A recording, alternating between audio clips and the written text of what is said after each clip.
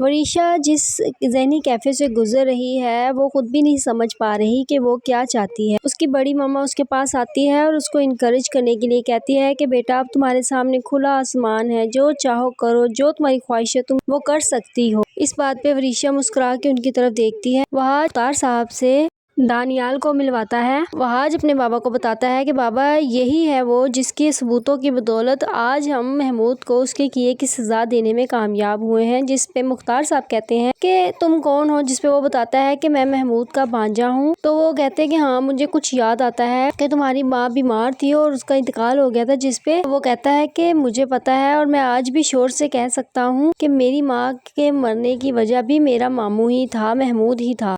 وریشا مختار اور وہاج سے کہتی ہے کہ محمود نے میری زندگی خراب کر دی ہے تو میں اس کے خلاف گواہی دینے عدالت ضرور جاؤں گی۔ وریشا عدالت جاتی ہے جہاں محمود وریشا کو دیکھ لیتا ہے اور اس کے آگے ہاتھ جوڑنا شروع کر دیتا ہے کہ بیٹا میں تمہارا باپ ہوں، پلیز میری مدد کرو، مجھے اس طرح نہ چھوڑو۔ جس پہ وہاج اس کو وہاں سے لے جاتا ہے۔ اب سٹوری کو نیا ڈریگ کر رہے ہیں، نیو ٹویسٹ دے رہے ہیں اور یہ کام والی جو ماسی ہے وہ اس کو بتاتی ہے کہ آپ پہ کسی نے جادو کر دیا ہے اور آپ کے اوپر کسی نے کالا جادو کیا ہے تاکہ آپ کبھی ٹھیک ہی نہ ہو پائیں۔ جس پہ وریشا اس کی بات پہ حیران ہو جاتی ہے اور پھر اس کے کہنے پہ پروفیسر سے بات کرتی ہے۔ پروفیسر اسے آگے سے نئی سٹوری سنا دیتے ہیں۔ وہ اسے کہتے ہیں کہ بیٹا تمہارے پاس کچھ ایسا ہے جو کوئی تم سے چھیننا چاہتا ہے۔